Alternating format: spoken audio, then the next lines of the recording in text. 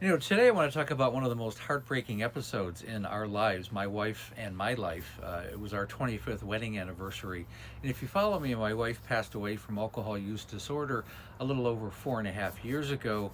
And she went to 7 rehabs and had 4 DUIs. And it was a very involved situation.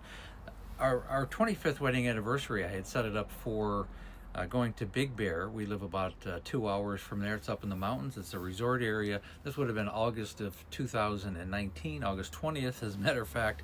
And I had set up it's a nice place to go. There's a lake up there. It's a nice little town to hang out with, and I got in a hotel room. And the first day went very nice. And before I start the story, I really want to point out that these stories and situations that I talked about are really designed kind of like an AA meeting or a group therapy meeting. It's important to tell stories so that they resonate with people who they are particularly addressed to, which are both alcoholics and family members of alcoholics. This is how we learn and grow, through the experiences of others. So, on that note, I'm going to continue the story. And the first day we went up in the mountains, it started out very nice. We had a nice lunch. There was some music outside. My wife was going to have knee surgery the next month, and she was on crutches, so it was very difficult for her to walk around. But it was a very nice time, and I have a picture. It ended up being our last picture together, actually. There was a band outside, I remember, and we were just having a nice time. And she said, "Is it okay if I have a glass of wine?" I said, "Okay, you can have one, I guess." It was our 25th anniversary, and I had a beer, and it's probably the last time I ever drank with her anything, because I never did before or after that either. And it was nice. So we went back to the room after lunch and hung out. Because her knees were bothering her, and after a few hours, I think she took a nap, and we went back out again. And unfortunately, we went out for dinner, and this is when things started going a bit awry. She had a pitcher of beer in front of me, and she was angry, a little bit not happy with me because I wouldn't drink with her. And I said, "No, I'm not drinking with her." And I remember I had a soda. I just would not drink with her. And she had a whole pitcher of beer. Well, I think we had, I don't know what we had for dinner. I don't remember. All I remember is that she ended up drinking 2 pitchers of beer sitting in front of me. And I was like, I don't want to keep doing this. Man, this is our 25th wedding anniversary. You're drinking too much. And if it gets too much, it's not going to be good for either one of us. So we got through dinner, and I remember she was starting to feel a little bit looser. Obviously, she had had 2 pitchers of beer, which is just an insane amount for one person to drink.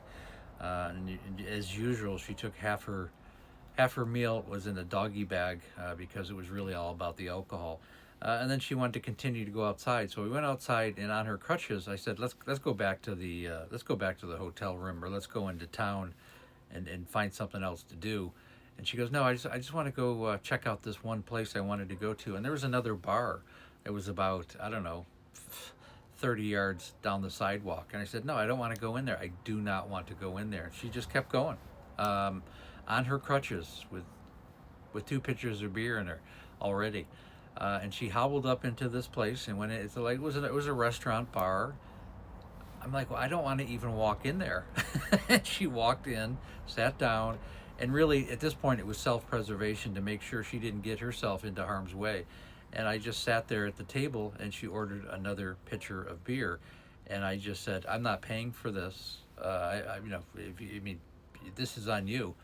I can't be part of the situation anymore. It's our 25th anniversary, and you're doing exactly what you do all the time." And she just, was getting mad with me. And I took the whole pitcher, and I walked it to another table across the restaurant, and I set it down because I knew it was very difficult for her to get up and go get to it. And I said, "I'm leaving, when you're ready to come, I'll meet you by the car." And I walked out of the restaurant, and I went back up the street and had an ice cream by myself. There's a little ice cream parlor. And I don't know, half hour went by, and I just said, "I haven't seen her yet." you know, I'm sure whatever I find is not going to be good. And again, I was really trying to be tolerant at this point because it was our 25th anniversary, but like any day, it made no difference. So I really struggled with going back. So I walked back to the restaurant that she was in, and unfortunately, she was passed out in the middle of this restaurant, and she had peed all over herself.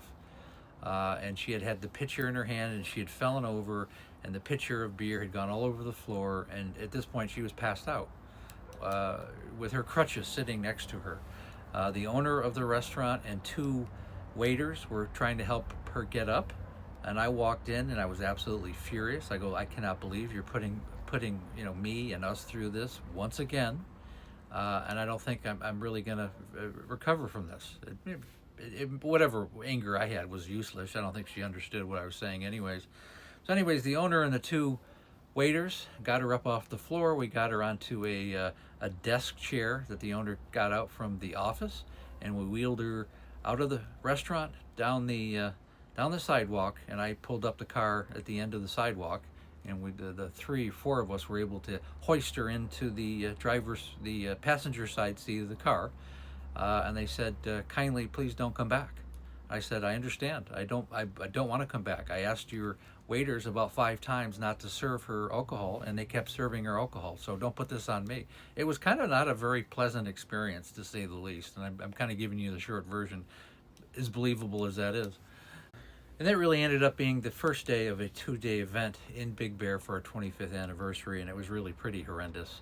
The second day got worse, and I ended up just going home early. But I'm going to make that the second day in a second video.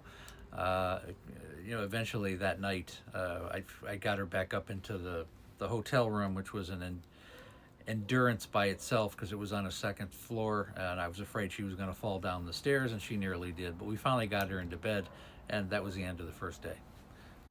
And as always, we have the Facebook group. It's called There's an Alcoholic in the Family. Link is in the bio. It's designed to help families and alcoholics. We've got about going on 3,000 members right now between the two groups. Please join that for a lot of insight and education on this horrific disease. And again, I go live Monday through Friday right around 6 o'clock Pacific Standard Time, 9 o'clock Eastern Standard Time. And again, we have the coaching program called There's an Alcoholic in the Family. Again, link is in the bio if you want to work with me one-on-one. And again, thanks so much for listening.